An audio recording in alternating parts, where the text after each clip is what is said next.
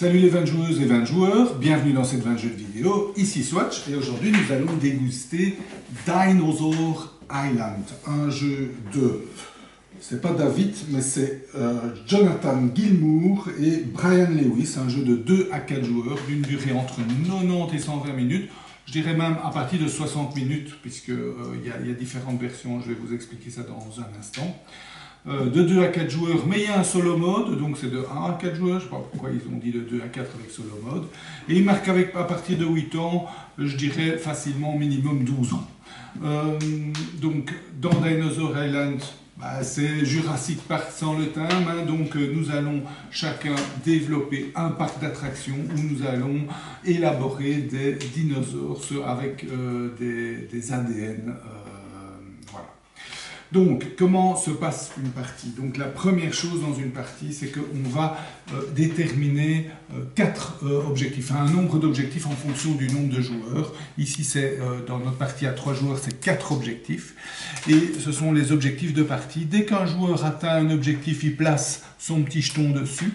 Et dès que 3 des 4 objectifs sont atteints, eh bien la partie se termine. On termine le tour et la partie se termine. Donc c'est pas un nombre de tours défini, c'est en fonction du nombre d'objectifs réalisés. Un seul joueur à la fois peut gagner un objectif, donc dès qu'un joueur a gagné un objectif, plus personne d'autre peut gagner l'objectif. Donc il y a vraiment une course acharnée parce que 7 points de victoire, il rapporte 7 points de victoire chacun, c'est pas mal du tout. Maintenant, si 2 joueurs atteignent en même temps un objectif, ce qui est tout à fait possible, alors ils peuvent, comme ici par exemple, vous voyez cet objectif-ci a été atteint par le joueur blanc, le meilleur évidemment, et le joueur vert, moins bon puisqu'il n'y en a qu'un seul. Et bien à ce moment-là, les 7 points de victoire vont aux 2 joueurs. Chaque tour est divisé en 5 phases. La première phase, c'est cette phase-ci. La deuxième phase, phase 2, c'est cette phase-là. La troisième phase, c'est phase 3, c'est cette phase-ci. Et la quatrième, c'est cette phase-là. Et puis, la cinquième, c'est une phase de remise à niveau. Alors, qu'est-ce qui se passe? La phase 1, donc c'est vraiment des phases très distinctes, vous allez voir, qui ont peu de choses à voir l'une avec l'autre. La phase 1, chacun a 3 scientifiques, vous les voyez comme ça, 1, 2 et 3. Le troisième est ici, donc ils ont chacun une valeur de 1, 2 et 3. Et on peut les placer à 4 endroits différents. Soit en face d'un des dés, soit en face d'un des enclos de dinosaures, soit en recherche d'ADN, soit en passant. Si on le met en face d'un ADN, eh bien, on va augmenter son ADN du nombre. Donc, si par exemple, ici, je mets mon scientifique 3 sur, on va mettre sur ceci, 3 sur 2 ADN mauve, eh bien, on va gagner 6 ADN mauve. On va donc augmenter l'ADN mauve, ici de 6, en sachant qu'on a un maximum qu'on ne peut pas dépasser. Le maximum, on peut le changer ici. Donc, si je mets par exemple mon scientifique numéro 2, je peux augmenter le maximum de 2 ADN d'une case ou d'un ADN de 2 cases. Et on peut acquérir un des 3 paddocks en mettant son scientifique numéro 2 ici, 1 là pour acquérir celui-là, ou 3 ici. Les enclos, je reviendrai en détail sur les enclos par après. Ça, c'est la première phase. On peut aussi passer, et l'avantage en passant, c'est que notre scientifique se transforme en ouvrier. Vous allez voir après, les ouvriers servent à une autre action, et donc au plus on a d'ouvriers, au mieux c'est. Donc les choix, ce qui est très particulier dans ce jeu, c'est que les choix sont assez simples, mais de phase en phase, il y a chaque fois des choix intéressants, et toujours des choix difficiles. Donc c'est pas toujours évident de dire, tiens, est-ce que je vais prendre un enclos, ou plutôt prendre de l'ADN, ou plutôt investir dans le long terme en augmentant mes maximum. C'est vraiment des choix qui sont pas faciles, même entre les dés, c'est pas toujours évident de choisir le dé qui vous convient. La deuxième phase, c'est aussi une phase de choix en fonction de l'ordre du tour. Chacun à son tour va pouvoir acquérir soit une extension de son laboratoire, soit une attraction dans son parc d'attractions, soit un scientifique qui va apporter des bénéfices. il va, en fonction de la ligne où il choisit, il va aussi pouvoir recevoir de l'ADN. Et il choisit ce qu'il veut et il paye en fonction de la ligne. Et c'est à la fin du tour, on enlève la première, on remonte tout et on re-remplit. Donc normalement, au début d'un tour, tout est mis face visible comme ça. Et donc, les laboratoires vont vous donner des bénéfices dans la phase d'action. Les attractions coûtent très cher. Hein, donc, vous voyez, 7 pièces plus 2 pièces, ça fait 9 pièces, c'est très très cher. Mais vous apporte des emplacements pour vos visiteurs, on y reviendra, et vous rapporte des points de victoire ou des sous aussi. Et les scientifiques sont très intéressants. Eux, ils vous apportent des bénéfices. Donc ici, ce sigle-là veut dire qu'ils vous apportent un nouveau ouvrier et en plus un pouvoir. En général, c'est ce qui va progressivement distinguer les joueurs l'un de l'autre, chaque joueur ayant ses propres pouvoirs, tandis qu'au début du jeu, le jeu est tout à fait symétrique, donc tout le monde a les mêmes particularités. Ça, c'est la deuxième phase. Chacun à son tour achète une chose et puis on recommence une deuxième fois. Donc chacun à son tour réachète quelque chose. Si on ne veut pas acheter, si on veut économiser de l'argent, eh bien on peut ne pas acheter et à la place recevoir 2 sous. Les sous sont en métaux, mais ici c'est la version de luxe, la version Kickstarter. Ils sont très jolis d'ailleurs, avec le nom du jeu derrière. Vous voyez, Dinosaur Island, c'est pas mal. Donc, phase 3, en fait, on a un certain nombre d'ouvriers. On en a 4 en début de partie, mais vous pouvez en gagner avec des cartes comme ici. Donc, c'est pour ça que le joueur ici en a 7, parce que en plus, j'ai oublié de mentionner, mais en début de partie, on tire au hasard 2 cartes qu'ils appellent plots qui changent les règles du jeu. Donc ça, c'est vraiment pas mal aussi parce que à chaque partie, il y aura des modifications légères de règles. Et ici, dans la modification qu'on a tirée, on avait un ouvrier en plus en début de jeu. Donc on avait 4 ouvriers et ce joueur-ci en a gagné 3 autres. Ici 2 et je ne sais plus comment il a gagné le dernier.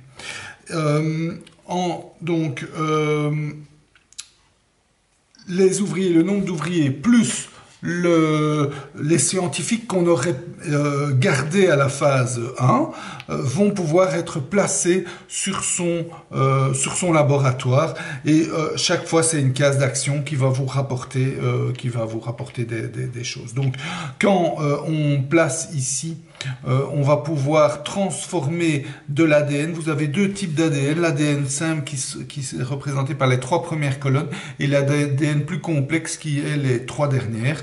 Et donc ici on peut transformer de l'ADN simple en ADN complexe. Celle-ci est très intéressante parce qu'elle va vous permettre d'augmenter votre niveau de sécurité, je vais y revenir, et elle va aussi augmenter le nombre de places de vos dinosaures. Ici, on peut en gagner des supplémentaires qui vont vous donner différents avantages. Et là, c'est découvrir un nouveau dinosaure. Comment est-ce qu'on fait pour créer un nouveau dinosaure? Eh bien, on va regarder sur son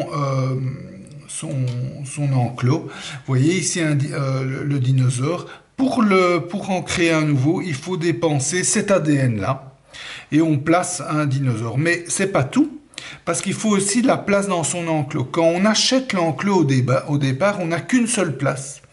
Et puis, avec l'action, avec ses ouvriers pour en acheter un nouveau, on paye les sous, on met et on a alors 2 places. Et puis, ce joueur est arrivé à 4 places et donc il a pu mettre 4 dinosaures en créant les dinosaures. Donc, en faisant l'action créer les dinosaures en dépensant et en augmentant la place de son paddock. En plus, à la fin du jeu, il gagnera 2 points de victoire par dinosaure qui sont dans son enclos, dans cet enclos-là.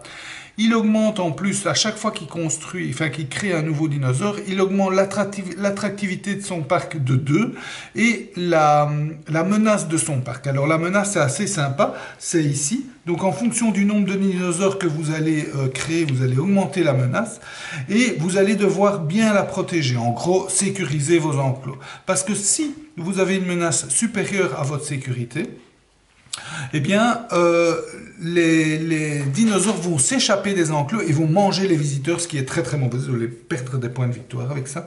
Donc il y a une gestion assez intéressante ici. Surtout qu'en plus, il peut s'avérer intéressant de les faire manger.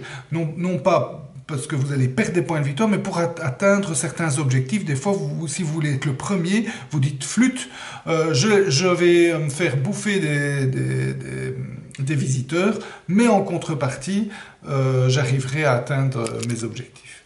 Voilà, ça c'est la phase donc on crée et oui, j'ai expliqué ça. Et voilà. La dernière phase, en fait, on va tirer dans un joli petit sac des visiteurs et on va les tirer en fonction de votre attractivité. Donc ici, l'attractivité de ce joueur, par exemple, il a 4 fois 1, plus 4 fois 2, plus 3 fois 2, il a une attractivité de 18. Eh bien, il va tirer 18 petits visiteurs au hasard, en sachant qu'il y a deux types de visiteurs. Il a vraiment beaucoup de bol, ce joueur. Ah, voilà. Il peut aussi tirer des visiteurs mauves. Ce sont des hooligans. Les hooligans, eux, ils rentrent sans payer. Ils arrivent à rentrer dans le parc d'attractions sans payer. Donc, c'est vraiment pas chouette de piocher des hooligans parce qu'on perd de l'argent en faisant ça. Donc, c'est un petit peu de bol pour ça. Ça peut avoir une certaine influence. En tout cas, ça peut frustrer l'un ou l'autre joueur parce que gagner un peu moins d'argent et de points de victoire, hein, c'est un double désavantage de piocher ce type de visiteurs. Et puis alors on place les visiteurs en fonction du nombre de dinosaures. Donc ici je pouvais placer 4 visiteurs, là 3, là ici 4. Et chaque visiteur qui arrive va payer son entrée $1. Donc on va recevoir un revenu, sauf les hooligans. Et puis les visiteurs vont se placer et vont rapporter des points de victoire, un point de victoire par place. En général, on en a un peu trop. C'est pour ça que c'est assez intéressant de construire des attractions parce qu'ils vont pouvoir se placer sur les attractions et donc rapporter encore plus de points de victoire. Et voilà.